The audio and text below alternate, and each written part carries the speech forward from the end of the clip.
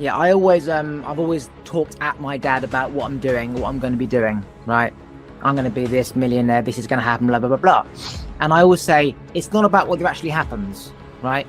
It's not about whether that happens. And it's not that I'm just talking crap that I'm not doing, because I'm actively doing shit. But as I put it out there, the universe now responds in a certain way. I see his reaction. I see the reaction of my mum. I feel a certain way. I've now changed my perception of that because of how he reacted. It's called feelers. When you put it out there in sound, things change. And then when I wake up the next day, if it's still in alignment, then it will feel right and I'll talk at him again. And if something has changed, then I will have adapted it and then I'll talk at him about something different. And then he might react differently to that version. So by me constantly preaching what I'm going to do, I'm telling him that this isn't necessarily going to happen, but I'm telling the universe that this is what I want right now, and as long as everything stays the same, this will happen. Yeah, there's a huge power in being witnessed. I mean, I see this so often in my work, and I'm massively journaling, so I express a lot in my journal, and for me, that can be super powerful. Yeah, journaling's not something that I have got to yet. Something that I want to do. It's one of those things that everyone does. If they meditate, they do yoga, they have their mushroom coffee and they journal. But right now it hasn't called to me to journal, and that might be because I'm already very vocal with my mouth, and part of that journal process is about being able to process your thoughts and understand them, and maybe because I'm already just farting it out without processing it, that I don't feel the need to write it down to understand my thoughts better, because it just comes out.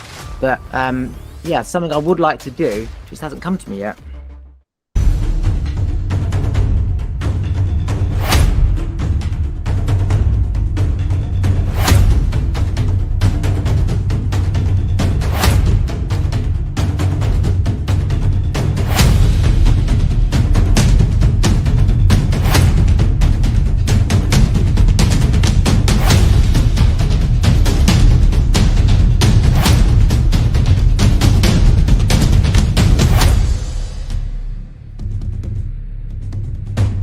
Right, so I went to an ecstatic dance on Saturday, and it was the biggest high of my life. Every time I go there, it's like I've taken every drug in the world and I haven't come down. And afterwards, I was starving, hadn't eaten till 2 o'clock, and we were walking past this chicken shop, this kebab shop, and I was like, oh, that'll do. And I was so close to going in there. And then my friend says, no, what's down there? So we don't go in the kebab shop, the shitty kebab shop. We go down there, and there's this Turkish restaurant. And there's 4 ecstatic dancers in there sitting down to have their actual really nice Turkish meal. And so we go in there, we say, can we join you? And then we sit down. I had this amazing meal. And next to me is this person that was also at the dance. Didn't speak to her, didn't know her. And yet we started to speak about astrology, past lives, ghosts, and had the most in-depth, incredible conversation. We spoke about my awakening and linked it to her family life. And that conversation wouldn't have happened if I hadn't of been pulled away by my friend to go and see what was down there. I would have ended up with the shittiest kebab, and instead I had the most amazing Turkish meal and had the most incredible conversation with this person, to the point where it was life-changing, because she told me that I was on the right path. She's an astrologist, and she did my chart, and she was saying how my role in this life is a communicator, using my voice. That's my life purpose. And she was like, you're on the right path. And I was saying how you and me cross paths to give me this confirmation that I am on the right path. So I thought I was supposed to go to that kebab shop. Instead, I ended up in that actual Turkish restaurant to have that conversation. And the point of this is that you will always be pulled to where you're supposed to be. And every decision you make or don't make is the right decision to get to the end goal. Hell yes. This is my life. You've just given a very small example of my life story. Well, it's not 100% true, but my awakened experience for sure. And that's exactly how I lead my life, is I just follow my intuition, and it just leads me in places, and I land opportunities, and I'm like, I don't even know how I've got this opportunity. And I then create these connections and have these mind-blowing conversations like you're describing. And yeah, how fucking beautiful is that? Yeah, and when people try and plan stuff on the calendar, like when they go on holiday, on Monday we're doing the water parks, and Tuesday we're going to the mountains, and Wednesday we're going to the beach. All your scripting shit, you're supposed to be where your energy is supposed to be. If you're following a calendar, then you're going to be in the wrong place all the time. And from experience, when you try and plan shit, it doesn't work out how as you planned. So you go to the water park, it's closed, or the ride's too busy, so you go somewhere else anyway. So all that time and energy spent the day before planning it was simply just a waste of time. You could have been present doing something else in that moment, speaking to a partner, going on a walk, watching TV, and all that energy was just wasted. And that same process applies to everyone's life every day. We're constantly planning stuff for tomorrow, when tomorrow, who knows what's going to happen. The same as when you want to improvise in a drama set, you can write your scripts out, right? But when push comes to shove and you're on that stage, you're probably going to wing it anyway. So all that writing was just a waste of time. This was my life. We're conditioned to plan. We're conditioned to live in our heads and have everything fucking organized. And that was me, like, pretty much for most of my life. I planned the fucking ass out of everything and didn't allow my feminine intuition to lead me. And when we are embodied and awake, we get to tap into that juicy energy and let go of the plan. And I have a great example of this that literally has happened in the last few days, actually, which I could share if you like. So I was recently in Berlin, and I was speaking at a festival over there, which was like incredible. And it really expanded me, like the whole experience. Like I grew as a result of leading these workshops and led in a way that I'd never led before. And it was just like really powerful. But anyway, as I was landing in the UK, the first post I saw on Instagram when I landed was about this TV casting, right? So I've had this vision of myself on the red carpet forever, right? So I know it's like an absolute knowing in my body, I am famous. Like it's done, right? Non-negotiable. Like people come up to me in the street where I live and like, you're like semi-famous, they think I'm a celebrity. And I know this is like just the start of it. So saw this post about a TV casting, and I was like, they were like, just drop an email, and I was like, yeah, I can do that. Yeah, here's me. Next day, I had an interview on the phone. The day after that, I had the second interview, right? It all lined up like this. Then on the Monday, so that was the Wednesday was the first thing, Thursday, Friday. On the Monday, I had an email asking me, could I get a kind of physical sign off from my doctor. On the Wednesday, I got an email saying, could I have all your sizes, please? It's like, yeah, absolutely. Here you are. On the Friday, I got a call to say, you got down to the final 6, right? We're going to take 5. You're number 6. So I was like, here we are again. This is the second time I've got super close to being on that, being filmed, being on TV. So I was like, took that information, had a moment of pity party, and then went, I still feel I'm going to be there, right? Oh, yeah, because I missed a bit. She said, would you be happy to be standby if someone drops out? And I was like, I run my own business.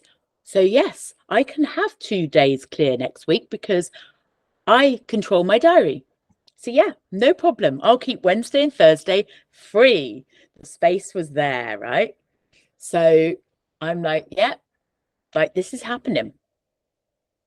Yesterday afternoon, Sunday, about 5 o'clock, I have a phone call. Is this Claire? Yes, it's me. Oh, it's so-and-so from TV production place. Can't say the name. Someone's dropped out. Yeah, no shit they have. Because I knew I was going to be there. Can you still wait Wednesday? Absolutely, I can. So in 2 days' time, I will be driving very early to London and spending 2 days filming. Because I haven't planned everything. I've just let it come to me. Yes, I too have the same story. I did Naked Attraction 2 years ago. And before that, I was in the box 3 years ago. And I too wanted to be famous to promote my podcast. I wanted a platform. I was in the box. I got voted out first because of my long ball. So I'm in the box. I was very angry. I was going, no airtime. Fuck. Right. And I was very angry. And I went out the back and I had a little cry to the production team, like, okay. And I said, right, I'm going to be back next year. Trust me, I'm going to be picker. I wanted to be picker. And I only went there because they said, you might be picker. Now I know that once they've made their mind up, you're probably not, right? Because you got to do the pre-recording and after. But I listened to them and I thought, okay, there's a chance, but I'll go as a person in the box and hopefully I'll be picker. So I got there. I was going to be in the box. Fine. I'm not picker. I will be picker next year. I'm telling everybody. Then I apply again, or they call me back, and it's like, Oliver, you happy to be in the box? I said, I want to be picker. Oh, we can't guarantee it. I want to be picker, or I'm not interested. End of story. Right? So they kept coming back, blah blah blah blah, and I made it very clear: I am picker, or I'm not coming. Okay? I am upgrading from the last year, which was I was in the box. Now I want the show about me, talk about my podcast. Right. I held on to this belief that I will be on the show and I will be picker, non-negotiable. Okay. So they had one last day. They recorded the whole series. They did their 12 shows and they had 1 day left spare because they did all the shit before for one more show. Right. They called me and said, Oliver, we've got 1 day left to do one show. Can't guarantee we'll use it. Are you still interested? I said, absolutely, I am. They said, can you come to Manchester next week? Right. So I went to Manchester next week and I recorded the final episode of the series, which should never have happened. But because I told the universe I'm fucking getting on this show, because I've been telling myself and the production team for the whole year, I will be back as a picker, not in the shitting box, and the show will be about me. And he'll come down and do the intro and the filming in my area and put the intro together and the ending. It was non-negotiable, and it happened. And I was picker. And they said about Oliver is a podcaster. And then people go onto Google, they type my name, Oliver Naked Attraction. My Instagram comes up. They found the podcast. I planned the whole thing. I changed my bio, so Oliver Naked Attraction 28. So I knew they would type that in and they would find me, because I created the life that I wanted at that moment. I manifested it, and it was non-negotiable, like you, that you were getting that call. Someone's going to drop out. There's going to be an extra space. It doesn't fucking matter. It was going to happen. And it's the same story. Yes, I love this. And that's it. It's just having that, that belief. It's like, I am, like, that's what I really heard from you, is like you going, I am picker. And that's how you manifest, going, I am, like, use that as the framework. I am famous, or I am a 7-figure business owner, whatever it is, right? I love that story. Of course you created that. And there's so much power within us that most people are not tapped into. And when you're leading your life in the way that we are taught, which is, plan, work hard to get results. That's that's the narrative that we are led to believe. And what that doesn't do is create this space to be able to play with what actually we're really feeling and where we need to be. Yeah, obviously, Joe Dispenza, I'm sure you know about him. He is helping people heal cancer by putting them into a meditation state. But the key ingredient is that they are going there to heal their cancer and they're not leaving this retreat until it's healed. Their belief system allows their own body to get to work. Without that belief system, the outcome is the opposite, which is I didn't believe it and it's not going to happen. And, you know, there's somebody on Instagram right now who's lost an arm and he's meditating and documenting his journey. He's on day 32 of trying to regrow his arm back. And I know from Joe telling me that someone regrew their thyroid. So some woman had a thyroid removed. She regrew it through meditation. We know that snakes shed their skin and octopuses grow another leg. And there's other animals and insects out there that regrow the parts that they lost or got cut off. And if we're all made from the same atom, for example, why would a human be any different to a fish or a cow or a butterfly? And I'm looking at this guy and I'm actually thinking, I know that anything is possible, but can you really grow an arm? He's literally like that. And I'm thinking, is he going to grow fingers? And I'm like, well, I know it's actually possible, but is he really going to grow an arm? And I'm like, I do believe in anything, but this is something else, because the thyroid thing is a rare thing. I've never heard that before. And Joe was also very surprised. He didn't know that this was possible. And he always says he is learning every day that the impossible can be achieved. He's learning as he goes along. You can heal any disease, any cancer. So the body part, who knows? This probably will be the first. But this is going to be very interesting because if he does grow his arm back, fuck me, this changes everything in life. Doesn't it? Oh my God. Like that is such a, oh, it's just fucking mind blowing, you know, and the fact we're talking about it, you know, it's like, again, putting it out there that anything is possible and we can tap into this power within. Yeah, I've always talked at my dad about what I'm doing, what I'm going to be doing, right? I'm going to be this millionaire, this is going to happen, blah, blah, blah, blah. And I always say, it's not about whether it actually happens, right? It's not about whether that happens. And it's not that I'm just talking crap that I'm not doing, because I'm actively doing shit. But as I put it out there, the universe now responds in a certain way. I see his reaction. I see the reaction of my mum. I feel a certain way. I've now changed my perception of that because of how he reacted. It's called feelers. When you put it out there in sound, things change. And then when I wake up the next day, if it's still in alignment, then it will feel right. And I'll talk at him again. And if something has changed, then I will have adapted it. And then I'll talk at him about something different. And then he might react differently to that version. So by me constantly preaching what I'm going to do, I'm telling him that this isn't necessarily going to happen, but I'm telling the universe that this is what I want right now. And as long as everything stays the same, this will happen. If something changes, something else will happen. And I'll talk about that tomorrow. But right now, this is what I'm visualizing I want to happen. And this is what I'm putting out. And even if you're not listening, doesn't matter. I'm still putting it out. But it's very important to have a receiver to reciprocate the energy. You need to do a full circle. You can't just talk to a wall. Someone has to be acknowledging and aware of what you're saying, even though they might not agree, because then the current has done a full circle. Yeah,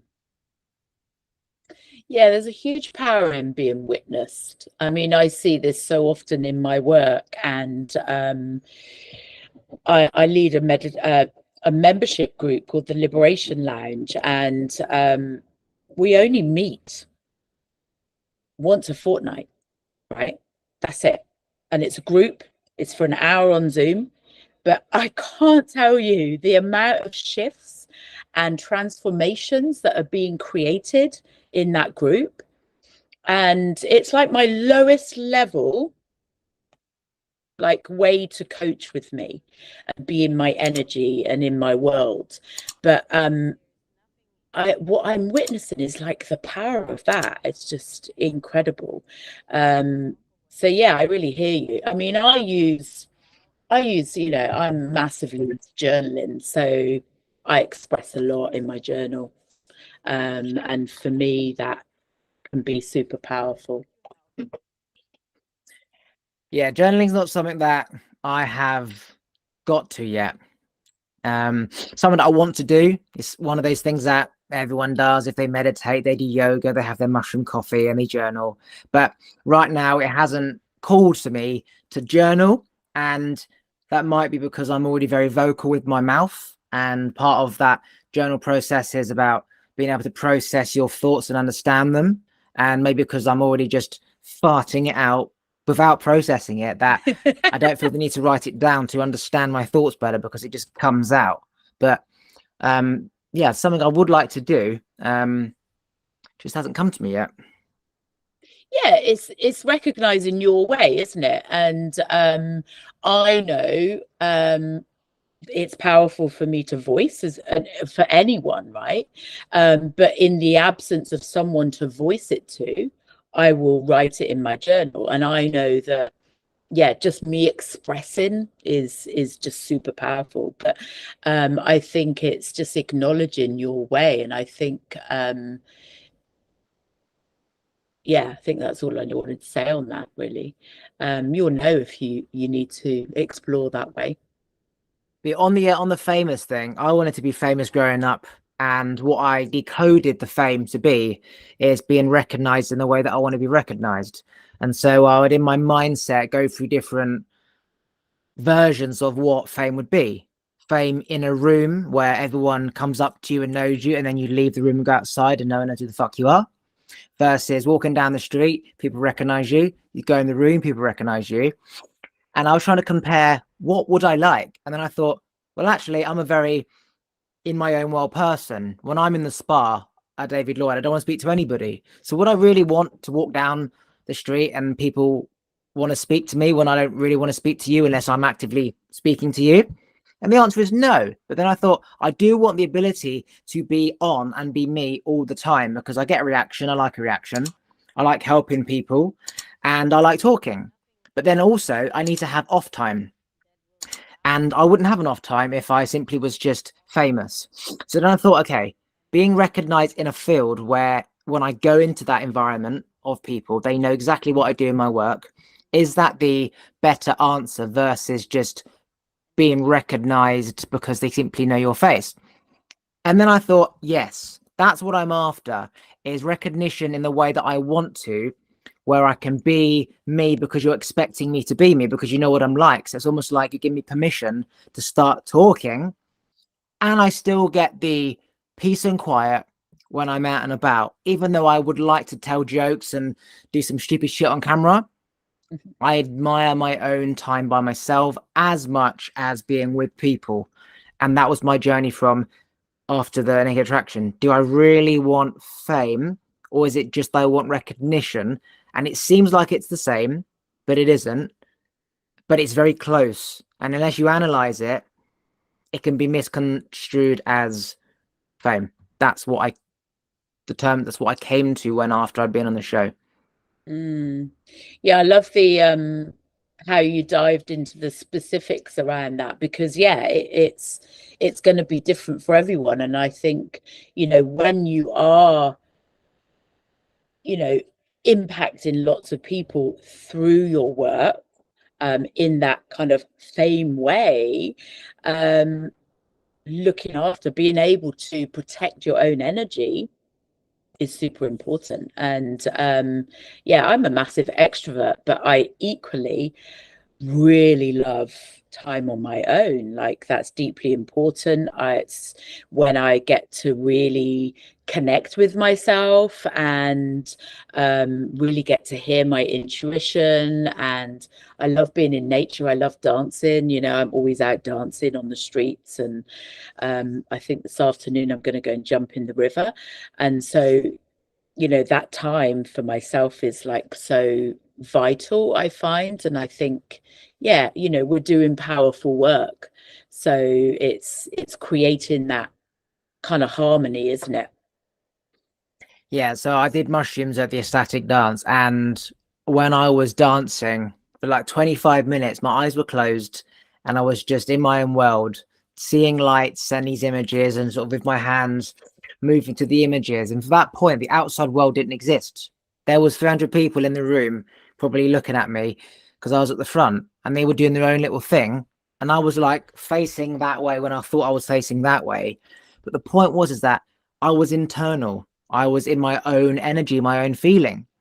And if, for example, I was in the gym and I had my headphones on, unless I went into that mindset before that I'm going to dance in front of people, I couldn't just start dancing in the gym, right?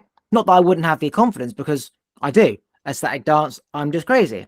But the mindset of, okay, I'm in the gym, everyone else here is in their own little world doing their own little thing. I'm going to pick up on the energy. It's going to be weird and awkward.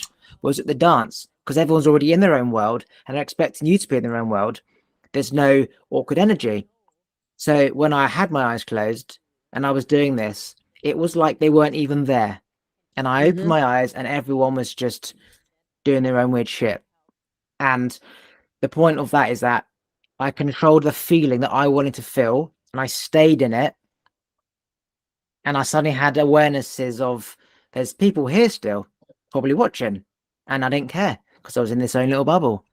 And get into that bubble, if you can, is the aim of life, of feeling that high all the time with nothing, with your eyes closed, and simply just consciousness. Yeah. I'm a massive fan of ecstatic dance. I actually lead one myself. About to lead the second one in my the town that I'm living in right now, in Marlborough. And yeah, I think there is, having spaces where you can, really like start to go into yourself, but also just express yourself in a way that it doesn't matter. Like, there's no judgment. And it's like, I think creating those safe spaces and communities where people can really tap into that energy within is, it's underrated. It's really underrated. And I think, for me, it's huge. I love ecstatic dance. I mean, I do ecstatic dance most days in my own way. I have the churchyard in my town is like my ecstatic dance floor. I'm there every morning. Normally there's no one there, or there might be a homeless guy.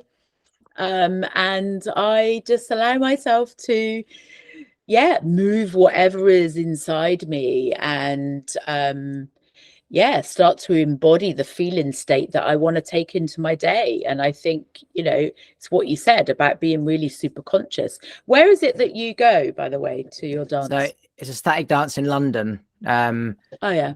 It's the biggest one in London. Just Instagram ecstatic dance London.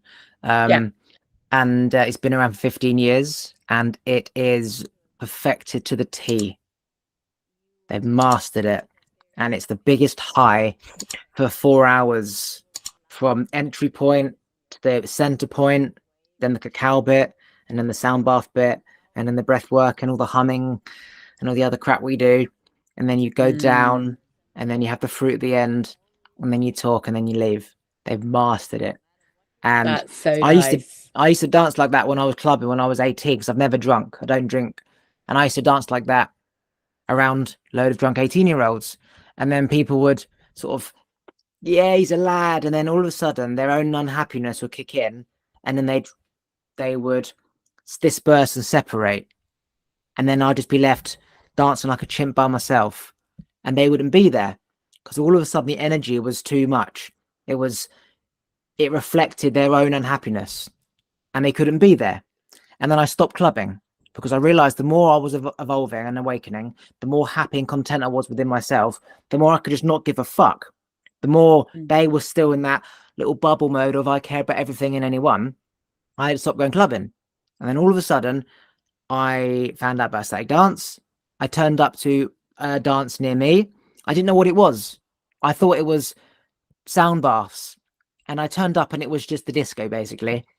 And that was the first time I'd ever been to it. And then I went to the London scene, which is like a more extreme version of it. And I've never gone back. And it is life changing. And to think that that is going to be there forever, to me, like-minded people like us forever, who are into all of the shit that we're into, like sound baths and yoga and tantra and meditation, it's dreamy to know these people exist, when I thought that me and how I was just me. But then there is people out there, and now you've got a hub to connect them all. It's amazing. Yeah, it's so powerful to find those communities where, yeah, you're all rising together, but you can just be yourself fully. You don't have to conform to, the David Lloyd kind of rules that day, or whatever the bullshit is that's going on. And yeah, I mean, I love that for my yoga practice. Like I do hot pod yoga, and I love that I can show up in that space and I just tune into my body. I'll listen to what the yoga teacher is sharing, but I don't always do those moves. I'll do what my body is telling me, which is quite often something completely different to everyone else in the room. And for years, I would never have done that. I wouldn't have wanted to stand out in that way. And it's like, no, you're born to stand out. Like we all are born to stand out. And it's, goes right back to kind of school, really, where we are told to conform and fit in a box and sit still and be good and smile and don't say anything that's not nice, and all those things, like, just get deeply ingrained and stop people being that fullest expression.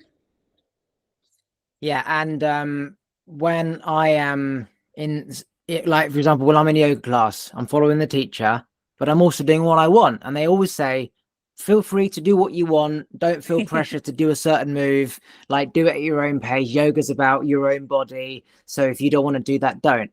But people do that because they naturally follow. They don't want to stand out.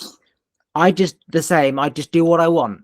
If I want to stand up when everyone's sitting down, I just stand up. If my legs are in the air and everyone else is lying flat, yeah, it's almost like I purposely try and stand out.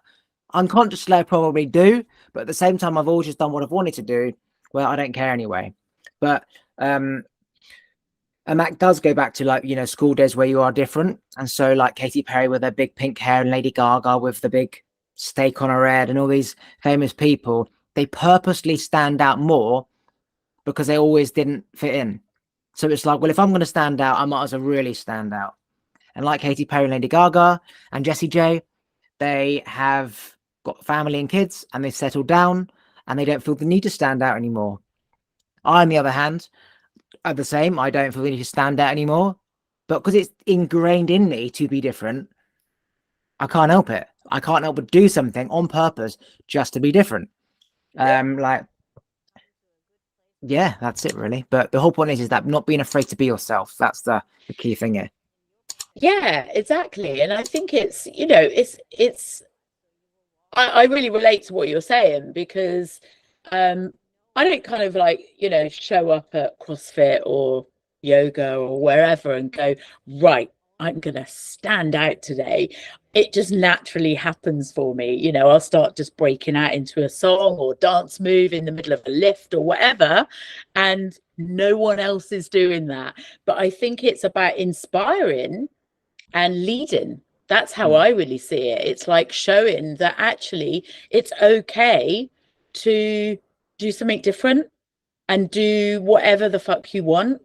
And if someone doesn't like that, then that isn't, there's nothing about myself anyway.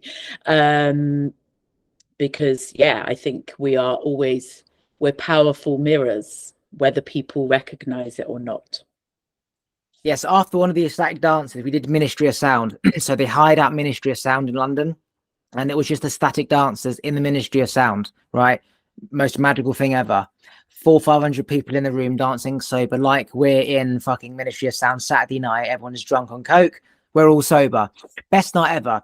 We then went to this local kind of food village afterwards with, like, it's like a bar, loads of different food places. And then you've got the usual people drinking, drunk. Everyone's just like in a state. And then we come along afterwards and we start just dancing. And all of a sudden, everyone starts coming towards us. They're like, what the hell is going on? So now we created like this massive group of other people to come along to dance with us. And we were a magnet and an inspiration for people just to dance and not give a fuck. Now, they were drunk, so they probably couldn't feel their nerves anyway. But the point is that we were ourselves. We led the way through being creative. Other people came, and actually, we were saying how that actually was better than the dance. That after bit, which should never have happened, felt better than the dance because we became this like, come on, come and join us, which is what the dance is all about. Calm and down and experience it of freedom within. No one cares, no one's judging, and you'll never look back. And that was magical. Oh, I love that. I love that so much. And I think, yeah, whether people realize or not, everyone wants to feel free. And, you know, when you access these kinds of communities and, you know, let go of the drinking and whatever else that you need to allow yourself to be liberated. And I'm not saying that from a judgmental place. It's just like, just stepping into the energy, and even if you're just present with it can be really powerful, even if you don't feel ready to, you know, go for it on the dance floor like a lunatic, like probably we do. I think, you know, I always say that to people who are looking at coming to mine. It's just like, just come and be there, just be in the vibe. And I know that just being in the energy is going to be super powerful. And there was a word I've lost, but it'll come back. What started your awakening? Was it anything specific? Yeah, it was. So I was married for 21 years, and I was running my business. My coaching business was always pretty much working, you know, one-to-one, had done a few group things, and got an intuitive hit to run a retreat. And literally, it was like I described about the TV thing showing up. Every single step just showed up, like one after the other, like it does, but like effortless. And in 10 days, I'd sold out the whole retreat, didn't even know what it was about, right? And then I was like, notice I went into my head going, aha, what are you actually going to teach them? And it's like, well, I don't teach, I coach. So they bring the content. So I literally showed up in the space. I knew it would be hugely transformational for these women. What I didn't realize was it would be the start of my own awakening, right bang in the middle of the retreat. And I had this huge breakdown. My coach was there, and I had a proper pity party right in the middle of the retreat. The women had just stepped inside to get a cup of coffee. I was in the garden just fucking throwing my toys out the pram, and meltdown central, right? It was in the space of minutes, but this was all going on. Broke down, floods of tears, and something shifted in my body. It's really hard to even put into words, but it was like an energetic shift, but I physically felt it. And literally from that moment, I went from, you know, not really being fully connected to my body and who I was and my sexuality. That was a big part of my awakening, to just suddenly having this energy and felt turned on, alive from the inside out, and my whole vibration changed.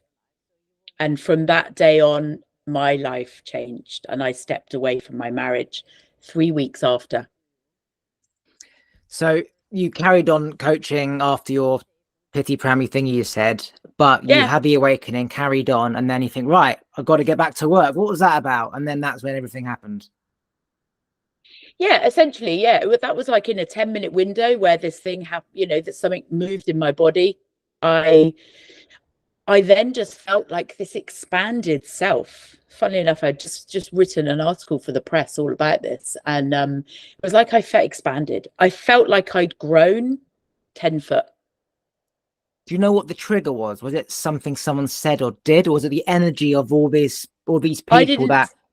No, I didn't. I wasn't seeing and owning my value and my power, and my coach in that moment helped me to see that I just made this gigantic impact on these women, but I'd not seen it. She helped me see that. As soon as I saw it, that's when the shift happened and something energetically changed.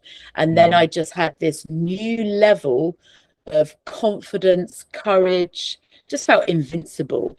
But I'm sure you can probably relate to this, Oliver, but then that caused me to throw everything up into the air, like everything, relationship, friends, all my adopted beliefs, and just all the conditioning. And I made choices based on what felt right for me rather than what I thought I needed to do, which was radical and went totally against everything that I'd ever been taught. And what I realized is that journey doesn't ever stop. So it's constant. You know, a week in my life feels like I'm navigating years. That's how I describe it. So yeah, it's been incredible. It's been incredible, and I feel more alive than I've ever felt. Right. We can talk about, I've got stuff coming to my head. We can talk about that on another episode. Anything you want to promote and plug before we finish? Oh, thank you. And I'd love to chat with you again for sure. So my signature program is called The Awakening. And I have spaces right now to coach with me one-to-one. I also have a brand new course that's coming out called Embodied Dating, which is supporting women to really embody like all of their energy and power and be able to heal the old wounds and patterns that is running the show and causing them to attract the wrong partners. And then my Liberation Lounge, which is a super powerful membership for women too.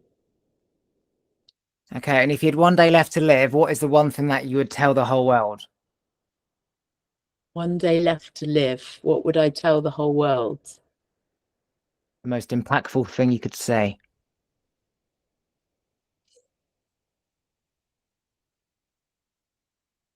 Always honor your truth. Thanks for listening. If you like this episode, please remember to subscribe, turn the bell notifications on, like the episode, and comment below. And if you want to follow me on Instagram, it's YesKingOliver. Take a look at the other videos to your side. And if you just want to listen to this podcast, you can do so on Apple and Spotify and most other platforms by going to talkwitholiver.com.